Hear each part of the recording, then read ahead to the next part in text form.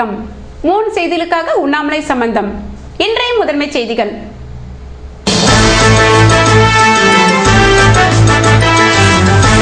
திருக்காஞ்சி சங்கராபரணி ஆற்றில் மாசிமகம். காய்கறி படையலுடன் முன்னோர்களுக்கு திதி. கொட்டும் பணியை பொருள்படுத்தாமல் சாமி தரிசனம்.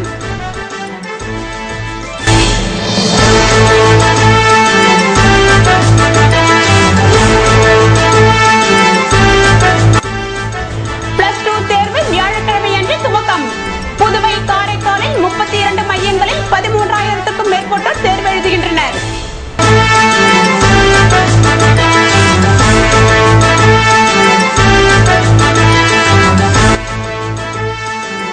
கணவனுடன் சேர்த்து வைக்க நடவடிக்கை எடுக்காத காவல்துறையை கண்டித்து முற்றுகை போராட்டம். பல்வேறு அமைப்பினர் பங்கேற்றதால் பரபரப்பு. இனி விரிவான செய்திகள். மாசிமக தீர்த்தவாரியை முன்னிட்டு திருக்காஞ்சியில் நடைபெற்ற தீர்த்தவாரியில் நூற்றுக்கணக்கான பக்தர்கள் கலந்து கொண்டு சாமி தரிசனம் செய்தனர். வில்லியனூர் சங்கராபரணி ஆற்றங்கரையோரம் அமைந்துள்ள திருக்காஞ்சி கெங்கவராக நதீஸ்வரர் கோவிலில் மாசிமக தீர்த்தவாரி புதன்கிழமை நடைபெற்றது. இதனையொட்டி வில்லியனூரை சுற்றியுள்ள பல்வேறு கிராமங்களில் இருந்து அலங்கரிக்கப்பட்ட சாமி சிலைகள் எடுத்து வரப்பட்டு சங்கராபரணி ஆற்றங்கரையில் தீர்த்தவாரி செய்து வைக்கப்பட்டன. அப்போது முன்னோர்களை நினைவு கூறும் வகையில் உறவினர்கள் திதி கொடுத்தனர். சங்கராபரணி ஆற்றில் குளித்தால் பாவங்கள் போகும் என்ற ஐதீகம் காரணமாக மக்கள் ஆற்றில் நீராடி ஈர உடையுடன் சாமி தரிசனம் செய்தனர். மாசிமக தீர்த்த வாரியினை முன்னிட்டு திருக்காஞ்சி கோவிலுக்கு மக்கள் செவ்வாய்க்கிழமை இரவிலிருந்தே வந்த வண்ணம் இருந்தனர். தீர்த்த வாரியின் போது திதி கொடுப்பதற்கு தேவையான காய்கறிகள் வில்லியனூரில் சாலை ஓரங்களில் விற்பனை செய்யப்பட்டன. மேலும் பக்தர்களின் வசதிக்காக சங்கராபரணி ஆற்றில் பொதுப்பணித்துறை சார்பில் தற்காலிக பாலம் அமைக்கப்பட்டிருந்தது. மாசிமக விழாவினை முன்னிட்டு வில்லியனூர் தொகுதி என்ஆர் காங்கிரஸ் சார்பில் பக்தர்களுக்கு அன்னதானம் வழங்கப்பட்டது. இந்நிகழ்ச்சியில் கதர் கிராம மற்றும் தொழில் வாரிய தலைவர் ராஜி தலைமையில் முன்னாள் கவுன்சிலர் மகாலிங்கம், சந்துரு மற்றும் என்ஆர் காங்கிரசார் பங்கேற்றனர். இதேபோன்று மங்களம் வட்டார காங்கிரஸ் சார்பில் பக்தர்களுக்கு அன்னதானம் வழங்கப்பட்டது. இதில் சட்டமன்ற உறுப்பினர் தேனி ஜெயக்குமார் மற்றும் கட்சியினர் பங்கேற்றனர். இதேபோல் மணக்குள விநாயகர் கல்லூரி சேர்மன் சுகுமாரன், காங்கிரஸ் பிரமுகர் கண்ணபிரான் ஆகியோர் அன்னதானம் வழங்கினர். +2 தேர்வுகள் வியாழக்கிழமை துவங்க இருப்பதால் மாணவ மாணவிகள் கூடுதல் மதிப்பெண்கள் பெற வேண்டும் என்பதில் பெற்றோரின் ஆர்வத்தை அவர்களின் செயல்பாடுகளில் இருந்து அறிந்து கொள்ள முடிந்தது. தமிழகம் மற்றும் புதுவையில் +2 தேர்வு வியாழக்கிழமை துவங்கி வருகிற 30ஆம் தேதி வரை நடைபெறுகிறது. இந்த தேர்வில் புதுவை பகுதியில் 103 அரசு மற்றும் தனியார் பள்ளிகளை சேர்ந்த 11,477 மாணவ மாணவிகளும், காரைக்காலில் 17 பள்ளிகளை சேர்ந்த 2,049 மாணவ மாணவிகளும் பங்கேற்றுள்ளனர். +2 தேர்வு காரணமாக மாணவ மாணவிகளின் வீடுகள் அமைதியாக காணப்படுகிறது. தங்கள் பிள்ளைகள் எந்தவித தடைகளும் இன்றி படிக்க வேண்டும் என்பதில் பெற்றோர் தீவிரம் காட்டி வருகின்றனர். தேர்வின் போது எவ்வித இடையூறும் இல்லாமல் கலந்து கொண்டு அதிக மதிப்பெண்களை பெற வேண்டும் என்ற ஆர்வம் மாணவ மாணவிகளை விட பெற்றோரிடம் அதிகம் இருந்தது. +2 தேர்வு காரணமாக புதுவையில் 26 தேர்வு மையங்களும், காரைக்காலில் 6 தேர்வு மையங்களும் அமைக்கப்பட்டு தேர்வு பணியில் 900 ஊழியர்கள் ஈடுபடுத்தப்பட உள்ளனர். தேர்வின் போது முறைகேடுகளை தடுக்க 3 பறக்கும் படைகள் அமைக்கப்பட்டுள்ளது. மாணவர்கள் மற்றும் தேர்வு மைய மேற்பார்வையில் ஈடுபட்டவர்கள் செல்போன் எடுத்து வர தடை விதிக்கப்பட்டுள்ளது. தேர்வின் போது முறைகேடுகள் நடைபெறாமல் இருக்க இணை இயக்குனர் தலைமையில் பள்ளிகள் தோறும் தனிக்குழுக்கள் அமைக்கப்பட்டுள்ளன. இது தவிர சென்னை பல்கலைக்கழகத்தை சேர்ந்தவர்களும் சென்னை அரசு தேர்வுகள் துறையை சேர்ந்தவர்களும் தனித்தனியாக தேர்வு மையங்களை ஆய்வு செய்ய உள்ளனர். தேர்வின் போது முறைகேடுகளில் ஈடுபடும் மாணவ மாணவியர் 2 ஆண்டுகளுக்கு தேர்வு எழுத தடை விதிக்கப்படுவர் என்று கல்வித்துறை எச்சரித்துள்ளது.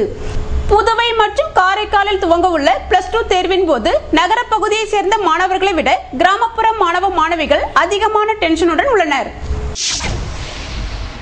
அரியாங்குப்பத்தில் குடும்ப தகராறு காரணமாக பிரிந்து வாழ்ந்து வரும் தம்பதியரை நீதிமன்ற உத்தரவிற்கு பின்னரும் சேர்த்து வைக்காத காவல்துறையை கண்டித்து பல்வேறு அமைப்பினர் முற்றுகை போராட்டம் நடத்தினர். புதுவை அருகே உள்ள அரியாங்குப்பம் கோட்டைமேடு 7 நகரில் வசித்து வரும் குரு மற்றும் அவரது மனைவி தமிழரசிக்கும் இடையே அடிக்கடி தகராறு ஏற்பட்டு வந்த நிலையில் தனது கணவனை தன்னுடன் சேர்த்து வைக்கும்படி நீதிமன்றத்தில் வழக்கு தொடர்ந்தார். இந்த வழக்கில் மனைவிக்கு ஆதரவாக தீர்ப்பு வழங்கப்பட்ட போதிலும் கணவனின் நடவடிக்கையில் எந்த மாற்றமும் ஏற்படவில்லை. இதனால் தம்பதியரிடையே மீண்டும் தகராறு ஏற்பட்டு வந்தது. இந்நிலையில் செவ்வாய்க்கிழமையன்று தனது வீட்டின் முன்பு தமிழரசி உடல் முழுவதும் பெட்ரோல் ஊற்றிக்கொண்டு தற்கொலை செய்ய போவதாக மிரட்டினார். இதனை அறிந்து சம்பவ இடத்திற்கு விரைந்த காவல்துறையினர் தமிழரசியை சமாதானப்படுத்தினர். கணவருடன் பேசி உரிய நடவடிக்கை எடுப்பதாக உறுதியளித்தனர். இருப்பினும் இந்த பிரச்சனையில் அரியாங்குப்பம் காவல்துறையினர் எந்தவித நடவடிக்கையும் எடுக்கவில்லை என்று கூறி புதன்கிழமையன்று பல்வேறு அமைப்பினர் தவளக்குப்பத்தில் ஊரக எஸ்பி அலுவலகத்தை முற்றுகையிட்டு ஆர்ப்பாட்டத்தில் ஈடுபட்டனர். திருவள்ளுவர் அரசு பள்ளியில் நடைபெற்ற முகாமில் போக்குவரத்து விதிமுறைகள் குறித்து விளக்கமளிக்கப்பட்டது. மார்ச் 4ஆம் நாள் காலை 9:30 மணிக்கு திருவள்ளுவர் அரசு பெண்கள் மேல்நிலைப்பள்ளி வளாகத்தில் நாட்டு நலப்பணி திட்டம் மற்றும் புதுச்சேரி எலைட் ரோட்டரி சங்கம் சார்பாக சாலை போக்குவரத்து விழிப்புணர்வு விழா நடைபெற்றது. பள்ளி முதல்வர் ஷகிலா வாகிது தலைமை தாங்கினார். ரோட்டரி எலைட் சங்க தலைவர் ஏகநாதன் சிறப்புரையாற்றினார். பின்னர் சாலை போக்குவரத்து தொடர்பான பேச்சு போட்டியில் வெற்றி பெற்ற ரம்யா, நிவேதா, லட்சுமி, விசாலாட்சி ஆகிய மாணவியருக்கு பரிசளித்து பாராட்டினார். நிகழ்ச்சியில் போக்குவரத்து கண்காணிப்பாளர் குணசேகரன், போக்குவரத்து ஆய்வாளர் முருகையன் கலந்து கொண்டு சாலை போக்குவரத்து விதிமுறைகள் மற்றும் விதிமீறல்கள் குறித்து மாணவியருக்கு கருத்துரை வழங்கினர். நாட்டு நலப்பணி திட்ட அலுவலர் ராசகோபால் நன்றி கூறினார். விழா நிறைவில் போக்குவரத்து துறை சார்பாக மாணவிகளுக்கு கையேடுகள் வழங்கப்பட்டன. புதுவை அருகே உள்ள வி மணவெளியில் வீட்டின் ஓட்டை பிரித்து 35 பவுன் நகையை கொள்ளையடித்தவர்களை போலீசார் தேடி வருகின்றனர். வில்லியனூர் அருகே உள்ள வி மணவெளி தண்டுக்காரன் வீதியில் வசித்து வருபவர் கருணாகரன். பெயிண்டரான இவர் தனது குடும்பத்தினருடன் வெளியில் சென்றிருந்த போது வீட்டின் ஓட்டை பிரித்து உள்ளே சென்ற கொள்ளையர்கள் பீரோவில் இருந்து 35 பவுன் வளையல், செயின், பிரேஸ்லெட் மற்றும் 1/2 கிலோ வெள்ளி பொருட்களை திருடி சென்றுள்ளனர். வெளியில் சென்றுவிட்டு வீடு திரும்பி கருணாகரன் வீட்டில் இருந்த நகை மற்றும் வெள்ளி பொருட்கள் திருடு போயிருப்பதை கண்டு அதிர்ச்சி அடைந்து கதறினார். இது குறித்து போலீசில் புகார் செய்ய போலீசார் திருடு போன வீட்டில் பதிவான தடயங்களை பதிவு செய்தனர். இச்சம்பவத்தில் ஈடுபட்ட கொள்ளையர்களை தேடி வருகின்றனர். இச்சம்பவம் அப்பகுதியில் பரபரப்பை ஏற்படுத்தியுள்ளது.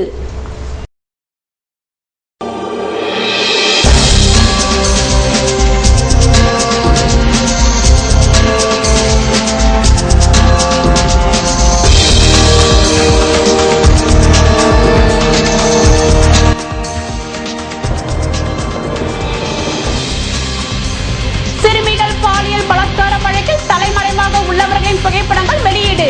தகவல் தெரிவிப்பவர்களுக்கு சன்மானம் தரப்படும்.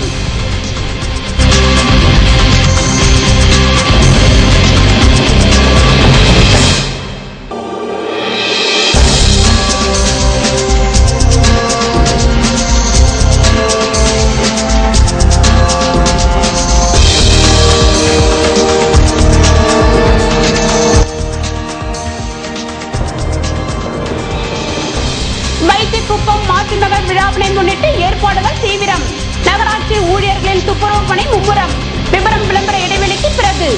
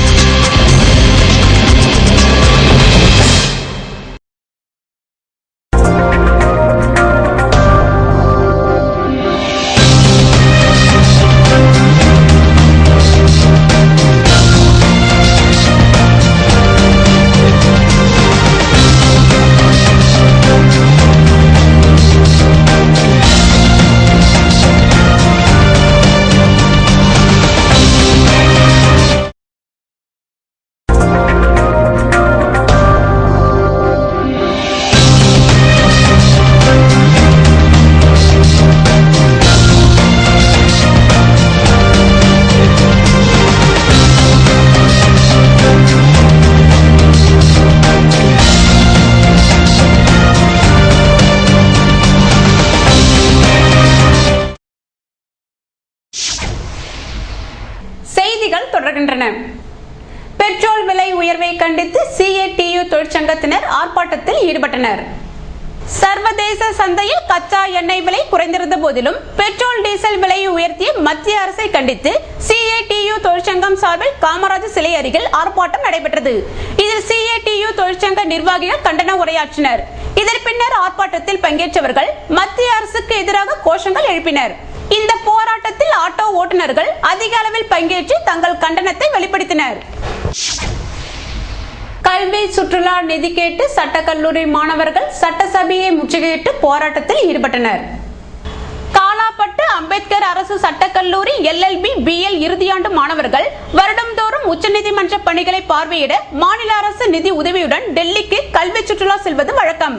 கடந்த காங்கிரஸ் ஆட்சியில் ஆதி திராவிட மாணவர்களுக்கு தலா ரூபாய் 21,000 வழங்கப்பட்டது. கடந்த ஆண்டு டெல்லி சென்ற சட்டக்கல்லூரி மாணவர்களுக்கு ரயிலில் ஏறுவதற்கு முன்பு கடைசி நேரத்தில் ரூபாய் 9,000 வழங்கப்பட்டது. அதன் பிறகு மற்ற தொகைகள் கணக்கீடு செய்யப்பட்டு தாமதமாக கொடுக்கப்பட்டதாக தெரிகிறது. இதனால் மாணவர்கள் மிகுந்த சிரமத்திற்கு உள்ளாகினர். இதனால் இந்த ஆண்டு முன்கூட்டியே கல்வி சுற்றுலா பயணத்திற்கான தொகையை ஆதி திராவிட மாணவர்களுக்கு வழங்க வேண்டும் என கோரிக்கை விடுக்கப்பட்டது. இது தொடர்பாக அமைச்சர் ராஜவேலுவை மாணவர்கள் கடந்த மாதம் சந்தித்து முறையிட்டனர். முதல் கட்டமாக இன்று 7 மாணவர்கள் டெல்லி செல்ல உள்ள நிலையில் சிலர் பணம் இல்லாமல் நகைகளை அடமானம் வைத்து ரயில் பயணச்சீட்டு வாங்கியதாக தெரிகிறது. ஆனால் இதுவரை எவ்வித நிதி உதவியும் ஆதி திராவிட நலத்துறை வழங்காத நிலையில் நேற்று சட்டக்கல்லூரி மாணவர்கள் 50க்கும் மேற்பட்டோர் அழகு முருகன் தலைமையில் திடீரென சட்டசபையை முற்றுகையிட்டனர். சிறுமிகள் பாலியல் பலாத்காரம் செய்யப்பட்ட வழக்கில் தலைமறைவாக உள்ள போலீசாரின் புகைப்படங்களை சிபிசிஐடி போலீசார் வெளியிட்ட நிலையில் அண்டை மாநிலங்களிலும் போஸ்டர்கள் ஒட்ட நடவடிக்கை எடுத்து வருகின்றனர். புதுவையில் பரபரப்பை ஏற்படுத்திய சிறுமிகள் பலாத்காரம் செய்யப்பட்ட வழக்கில் 8 போலீசார் அடையாளம் காட்டப்பட்டனர். இதில் 3 பேர் நீதிமன்றத்தில் சரணடைந்துள்ள நிலையில் மீதமுள்ளவர்கள் இன்னமும் தலைமறைவாகவே உள்ளனர். சென்னை உயர்நீதிமன்றத்தில் முன்ஜாமீன் மனுக்கள் தள்ளுபடி செய்யப்பட்டுள்ள நிலையில் உச்சநீதிமன்றத்தில் ஜாமீன் பெற அவர்கள் முயற்சிகள் மேற்கொண்டுள்ளனர். இந்நிலையில் இவ்வழக்கை விசாரித்து வரும் சிபிசிஐடி காவல்துறை திங்கட்கிழமைக்குள் குற்றவாளிகள் சரணடையாவிட்டால் அவர்களின் புகைப்படங்கள் பத்திரிகைகள் மற்றும் போஸ்டர்களாக அச்சடித்து வெளியிடப்படும் என எச்சரித்துள்ளது. இது தொடர்பாக எஸ்பி வெங்கடசாமி கூறுகையில், சென்னை உயர்நீதிமன்றத்தில் முன்ஜாமீன் மனுக்கள் தள்ளுபடி செய்யப்பட்டுள்ள நிலையில் தொடர்ந்து தலைமறைவாக இருக்கும் போலீசார் திங்கட்கிழமைக்குள் சரணடையாவிட்டால் அவர்களின் படங்கள் வெளியிடப்படும் என்றார். இந்நிலையில் குற்றவாளிகள் குறிப்பிட்ட காலக்கெடுவிற்குள் சரணடையவில்லை என்பதால் அவர்களின் புகைப்படங்களை சிபிசிஐடி போலீசார் செவ்வாய்க்கிழமை அன்று செய்தியாளர்கள் கூட்டத்தில் வெளியிட்டனர். மேலும் குற்றவாளிகள் குறித்து தகவல் தெரிவிப்போருக்கு தக்க சன்மானம் வழங்கப்படும் என்றும் தெரிவித்துள்ளனர். இருப்பினும் தலைமறைவாக உள்ள குற்றவாளிகளை போலீசார் தேடி வருகின்றனர். அண்டை மாநிலங்களில் உள்ள ரயில் மற்றும் பஸ் நிலையங்கள் உள்ளிட்ட மக்கள் கூடும் பகுதிகளில் தலைமறைவானவர்களின் படங்கள் கொண்ட போஸ்டர்களை ஒட்ட காவல்துறையினர் நடவடிக்கை எடுத்து வருகின்றனர்.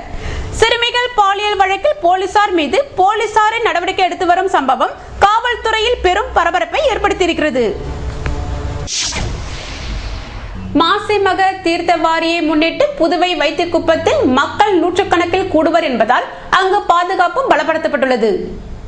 புதுவை வைத்திக்குப்பத்தில் மாசிமக தீர்த்தவாரி வியாழக்கிழமை நடைபெறவிருப்பதை முன்னிட்டு அங்கு பந்தல் அமைக்கும் பணிகள் நடைபெற்று வருகின்றன. மாசிமக தீர்த்தவாரி காரணமாக தீவனூர், மயிலம் உள்பட பல்வேறு ஊர்களில் இருந்து சாமி சிலைகள் ஊர்வலமாக கொண்டு வரப்பட்டன. இதனைத் தொடர்ந்து வைத்திக்குப்பத்தில் அமைக்கப்பட்டிருந்த பிரம்மாண்ட பந்தலில் சாமி சிலைகள் வைக்கப்பட்டு தீர்த்தவாரி நடைபெறவிருக்கிறது. இதில் ஆயிரக்கணக்கான பக்தர்கள் கலந்து கொண்டு சாமி தரிசனம் செய்ய உள்ளனர். மாசிமக தீர்த்தவாரியை முன்னிட்டு புதுவை பள்ளிகளுக்கு உள்ளூர் விடுமுறை அறிவிக்கப்பட்டுள்ள நிலையில் பாதுகாப்பு பணியில் கூடுதல் போலீசார் ஈடுபடுத்தப்பட உள்ளனர். சிறுமிகள் பாலியல் பலாத்காரம் செய்யப்பட்ட வழக்கில் காவல்துறை தலைவர் வெள்ளை அறிக்கை வெளியிட வேண்டும் என நேதாஜி மக்கள் நலன் மற்றும் குடிமக்கள் உரிமைகள் பாதுகாப்பு இயக்கம் வலியுறுத்தியுள்ளது. புதுவையில் செய்தியாளர்களை சந்தித்த அவ்வமைப்பின் பொதுச் செயலாளர் முல்லைநாதன், காவல் நிலையங்களில் புகார் பெறப்பட்டதற்கான ரசீதை கட்டாயமாக வழங்க வேண்டும் என்றும் அதிக வட்டி வாங்கும் தனியார் நிறுவனங்களின் உரிமத்தை அரசு ரத்து செய்ய வேண்டும் என்றார். சிறுமிகள் பாலியல் பலாத்காரம் செய்யப்பட்ட வழக்கில் காவல்துறை தலைவர் வெள்ளை அறிக்கை வெளியிட வேண்டும் என்ற முல்லைநாதன், தனியார் தொழிற்சாலைகளில் பணியாற்றும் வெளிமாநில இளைஞர்களுக்கு உரிய வசதி செய்து தர வேண்டும் என வலியுறுத்தினார்.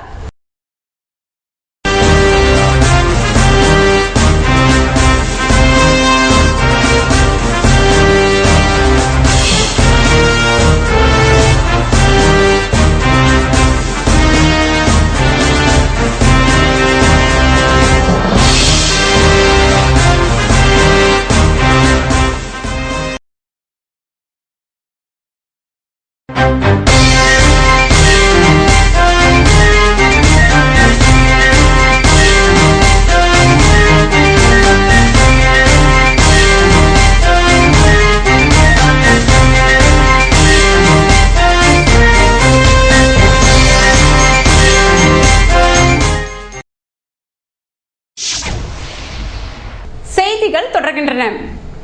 ஹோட்டலில் மாமூல் கேட்டு கேஷியரை தாக்கப்பட்ட வழக்கில் ஒருவரை போலீசார் கைது செய்துள்ளனர்.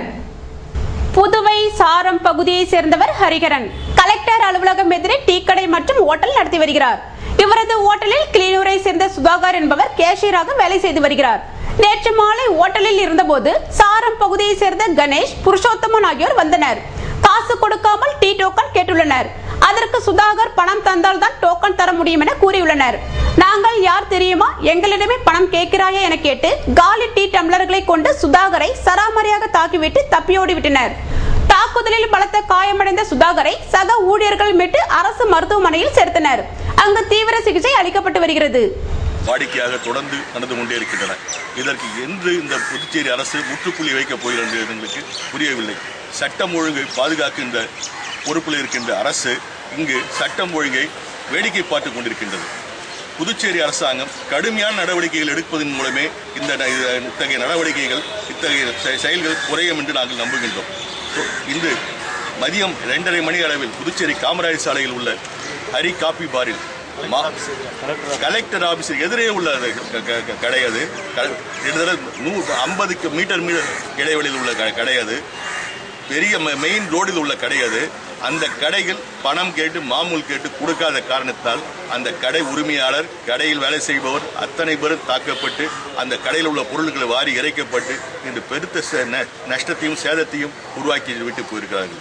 இது முடிந்த பின்னர் உடனடியாக அருகில் உள்ள ஒரு பாரில் சென்று அங்கும் பிரச்சனைகள் பண்ணி அதில் ஒரு சம்பந்தப்பட்ட ஒரு குற்றவாளி இன்றைக்கு உருளையன்பட்டி காவல் நிலையத்தால் போலீசாரால் கைது செய்யப்பட்டு அங்கிருக்கின்றார்கள்.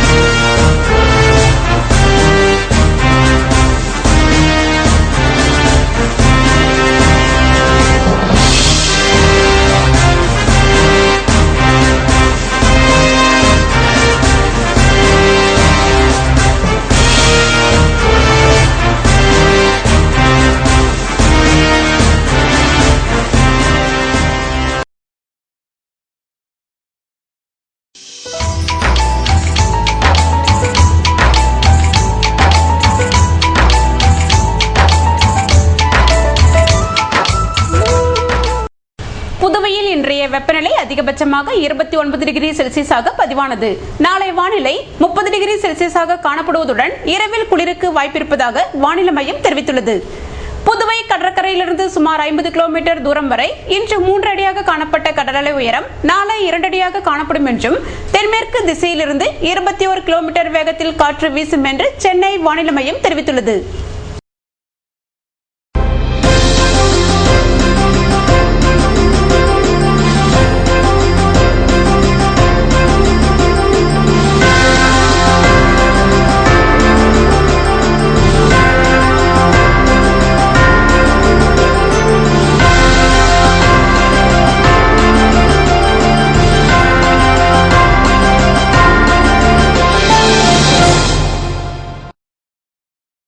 மீண்டும் இன்றைய முதன்மை செய்திகள்.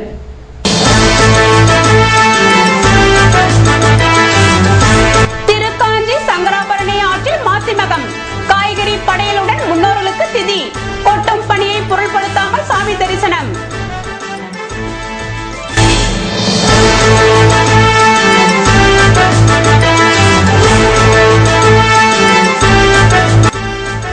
+2 தேர்வு வியாழக்கிழமை அன்று துவக்கம். புதுவை காரைக்காலில் 32 மையங்களில் 13,000க்கும் மேற்பட்டோர் தேர்வு எழுதுகின்றனர்.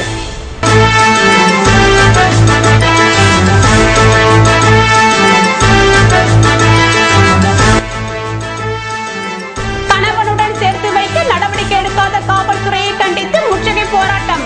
பல்வேறு அமைப்பினர் பங்கேற்றதால் பரபரப்பு. இத்துடன் செய்திகள் நிறைவடைந்தன. வணக்கம்.